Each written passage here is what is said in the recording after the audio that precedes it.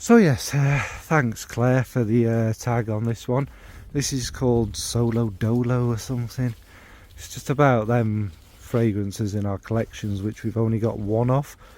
I haven't seen Claire's yet, so I'm not sure if I'm doing this right, and I've not seen anybody else's, but we'll just, it seems pretty basic and whatever. I've not gone through every single house that I only have one from as well, because that would be a very long video, and I've also stopped myself from cheating. There's no Indian here, it's all just what have you, any old fragrance house. So yeah, get started, I don't need to ramble on. So the first one I've only got one from the house of is an Armaf one, and that's Club de Nuit Intense, man. I think we all might know this one. It smells like that fragrance that used to exist years ago that people have forgotten about, this kind of pineapple-y one called Aventus, you know, something like that. Yeah, it's this one, however, isn't the same. Obviously it's not exactly the same quality. Some people complain about a kind of sharp, horrific opening. Mine isn't that bad. It's more lemony than anything else. Just a bit of bergamot in there, and then it has that kind of pineapple-y smell with the patchouli. It does smell like it, okay? And this was the kind of, I suppose it was the first big success of copying it, and then yeah, there's just countless bazillions of them. I'm not going to talk about any of the others. And do you know what, for the price of this, it's about 20 quid or something, isn't it? I won this in a giveaway, which is why I own it. Do I spray it often? No, but to be quite honest, it is one that you could just spray on and forget about. It smells alright. Everyone in the entire universe is familiar with the smell, so yeah. Why do I only own one from Armaf? Because I just do. I don't have anything against Armaf, but a lot of the things that they have similar things to, let's call them, the inspirations, are creeds and other things that I particularly want to own. The Club de Nuit Intense Woman is Noir de Noir, I believe. It's not really the same. It's more chocolatey than that. It's a fairly pleasant one, and that's what I mean. They're not awful or anything. I just don't have any sort of will to own more of them. So yeah, that's Armaf's Club de Nuit Intense. Next is from Roja Dove. That's Roja 51. Mine is the Eau de Parfum, and it's just a beautiful. It's rose and a kind of not listed purple violety haze, powderiness. It's got a little bit of sweetness from some fruit. It's very smooth. It's very easy. It's like wearing a rose powder with a bit of a rose moisturizer as well, with all that violety powder around it. And it's very easy. It's very nice. It's very easy going. It's one I like a lot. Nothing else to say about it really. It's pleasant. If you smelt it, you'll know what I mean. Doesn't stick out. It's not wildly original or extravagant or anything like that, but it's very nice. Why don't I own more from Roja? There was another one I sniffed that I really liked. Is it Enigma from Femme range or whatever? Because it's what really luxury niche brands do nowadays. They have gendered fragrances for some reason. I'm not sure why, but apparently that must make them posh. Well, it makes them old-fashioned for sure, doesn't it? But yeah, anyway, it's a kind of nice musky rose which I enjoyed. The other ones I've tried, they're not bad fragrances, are they? And I'm sure they're made with great luxury ingredients. They're just so familiar to so many other things. Now I've only smelled a dozen, maybe a few more than a dozen. I just haven't. That's why. I mean, the price is is to exude that feeling of luxury for no other reason. And oh yeah, there's some kind of sparkly bottles. That's it. I'm not interested in a luxury feel or sparkly bottles or being told something is I want it to smell good, bottom line in it. So yeah, that's Roja 51. Next is Penhaligons. This strikes me as really weird. I only own one from Penhaligons. There are some I like, but what obviously we all know I own is Luna, and this really does stick out to me. This is it's such a beautiful fragrance. It's a mixture of like, always makes it's the juniper, but it's kind of a rich ginny juniper that makes me think of like a thick freshwater spring. I think there's jasmine and some other flowers in there, but it smells peachy to me ultimately.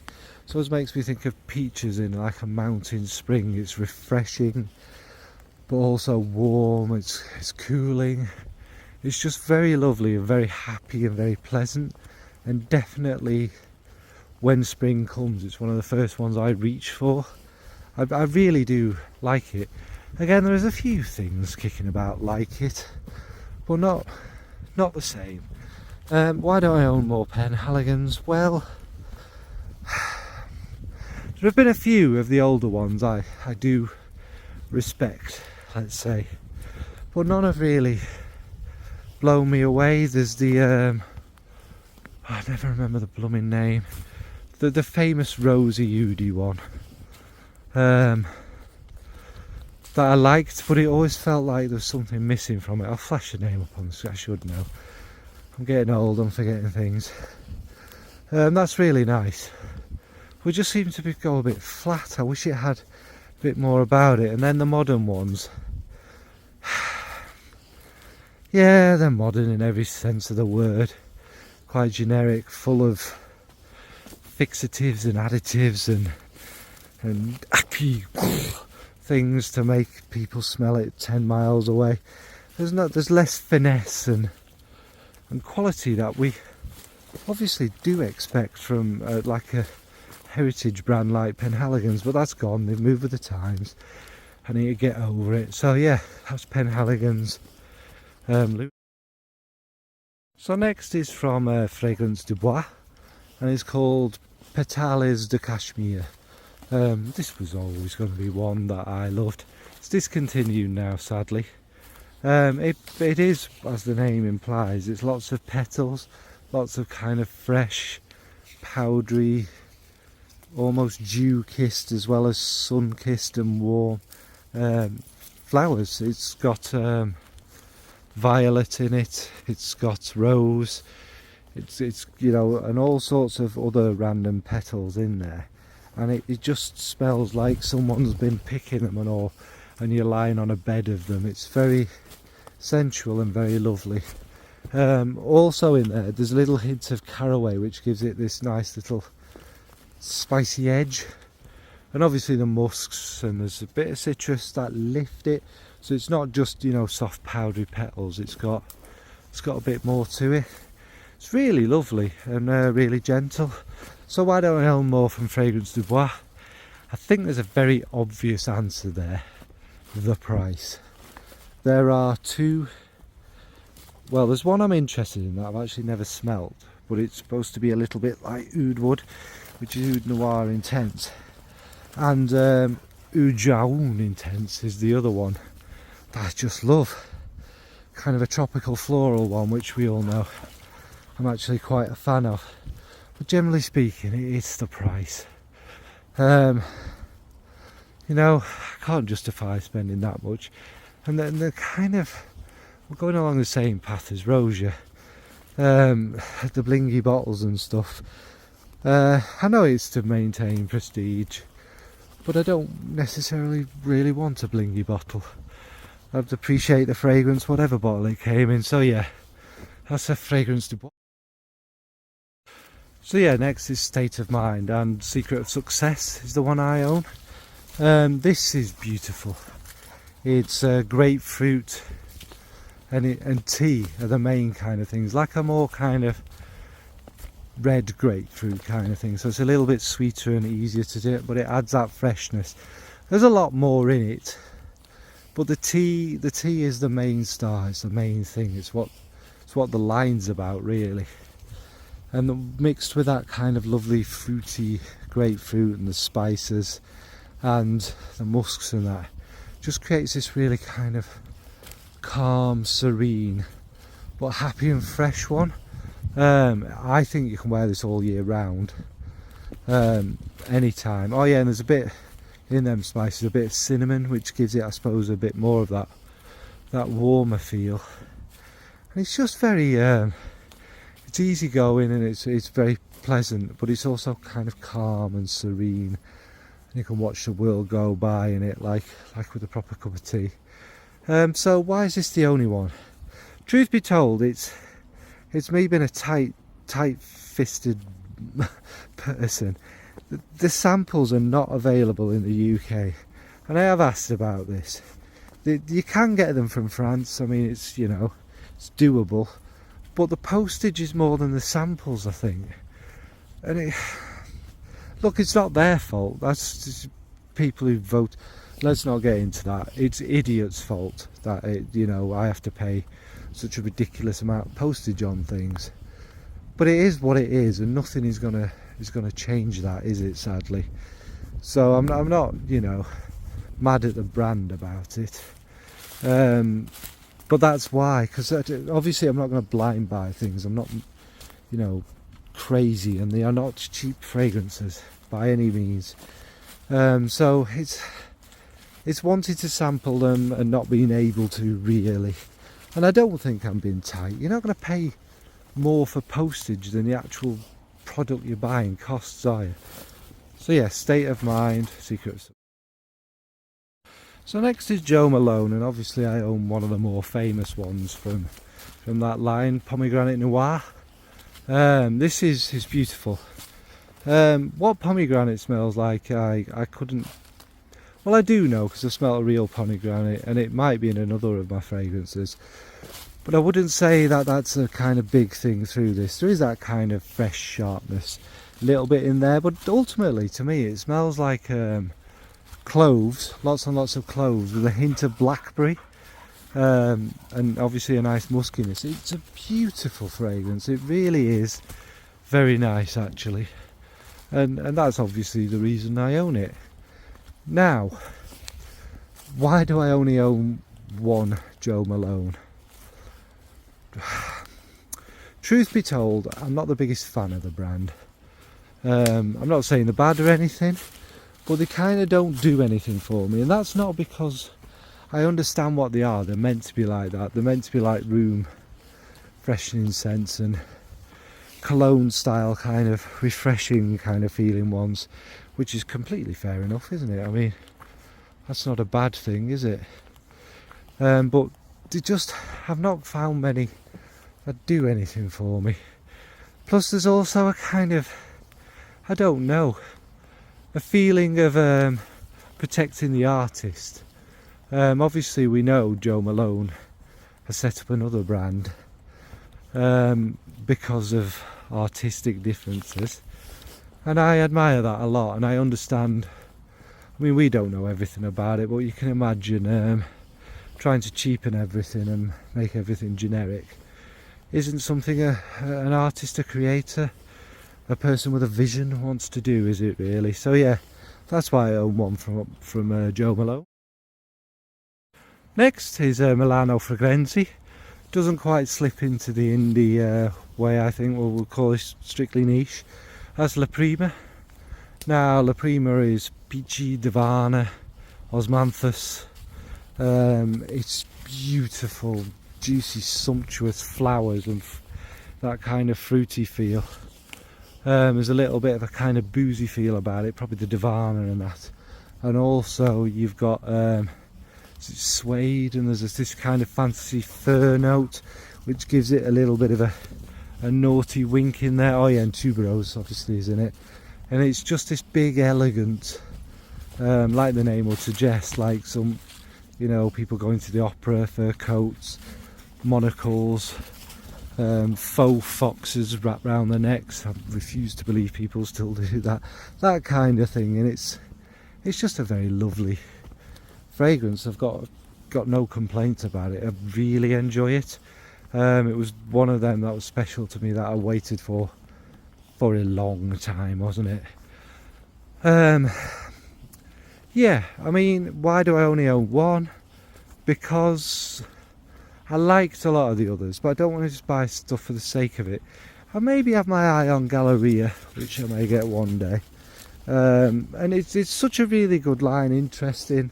They're all kind of fragrances of Italy that take you to these places, and that, like Mask Milano, they have a kind of original touch to them, a special touch, a touch of like something unique, and they're elegant and classy and unbelievably well priced actually for such good quality niche. So that is Milano Fragranze. Next is from Roberto Cavalli, and that's Uomo. Now this one is one that's, I think it cost me about £20. It's these sweet florals, a black violety sweetness through it, darker woods, and that, you know, that kind of vibe. I'd say, do you know what, for men's designers, it's quite unique, because it does focus a lot around that violet, and the violet does smell a bit darker than every other violet. Now I've got black violet in other fragrances, whether it's a real note or a fancy note, I couldn't tell you, because don't get violets growing in the wild here. And it's really elegant and classy and lovely. Why don't I own any more from Robert Cavalli? I just haven't smelt many, and I've just never had the want to smell anymore, I suppose. I don't think they're going to be bad or anything like that. Just, yeah, it's just not a brand I've tried much from. Simple as that. So that's Robert Cavalli's Uomo. Next is Armani. Now if Carla ever watches this, I know this is really bad, me only owning one Armani. I have owned more in the past, but at the present time just the one, and it's Bleu Lazuli from the Posh line. Bleu Lazuli, again, it's this kind of tea feel. There's orange blossom and things like that, and there's this beautiful spice. The cardamom particularly adds a spice. There's like this almost medicinal honey feel mixing with the osmanthus. Tobacco's listed. Sometimes you get a little air of it, but I wouldn't call it a tobacco fragrance particularly. It's just very lovely, and that kind of, to me, that medicinal kind of touch, and with the tea as well, it gives it some sort of, it's very comforting to me, and it's very enjoyable. I don't really own anything like this, but yeah, that's Bleu Lazuli. I'm not going to keep waffling on. And why don't I own any more Armanis? I just don't. None of them have really made me want to own them particularly. I've sniffed a few and they're alright. They're very expensive, these Posh ones, and the cheaper line, it stopped being good a long time ago. I had white, which nobody ever believes existed, in a little cylindrical tube, which is quite a citrusy one. Perhaps not me, but when I was young, and I really like that. So yeah, that's Bleu Lazuli, Giorgio Armani. And finally, in this kind of long waffly list, is Givenchy Gentleman EDP.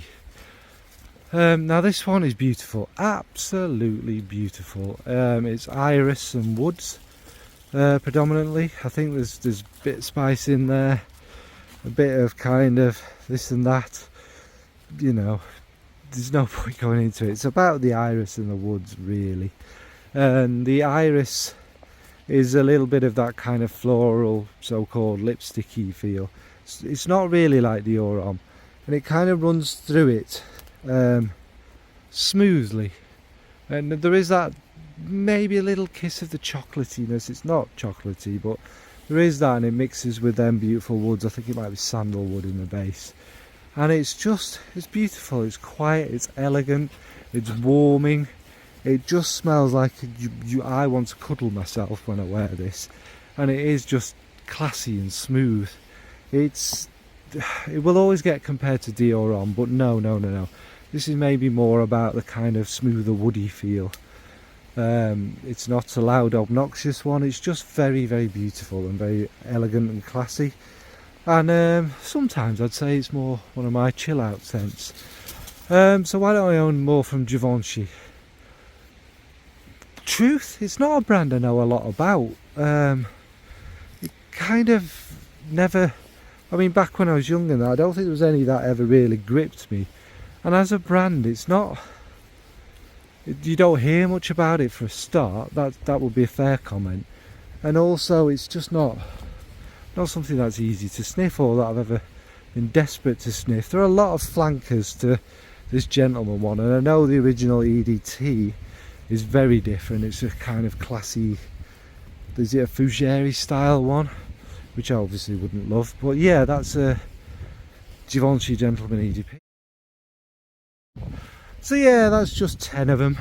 This video could go on forever, couldn't it? Is it wildly interesting? No, but I suppose it's good to analyse why we don't own more from a certain brand. I certainly have a few brands where I own a heck of a lot from. Yeah, I think we fall in love with a brand, don't we? And it becomes about the brand more than the fragrances, which is not the best thing. But these solo ones are kind of special in a way, because it's saying, don't really feel anything for the brand. I don't, you know, it's not a great love of mine, but this fragrance is so special that I'm going to stick with that and go for this particularly. So yeah, it's very much about the fragrance, isn't it? Although, I don't know, maybe there's an admission, sometimes we might want to just own one from a particular brand, just cause, you know, maybe that's why I own a Roja, just cause. But yeah, what about yourself? Have you got many kind of solo-y ones? Have you had solo-y ones for a long time and it's made you curious about the brand, you've just not got around to sniffing to it? Or are there ones that just kind of stand out, I guess, from a particular brand? And or are you like a mad brand collector, if you like? You want everything from a particular line or house and what have you. Alright folks, thanks, bye.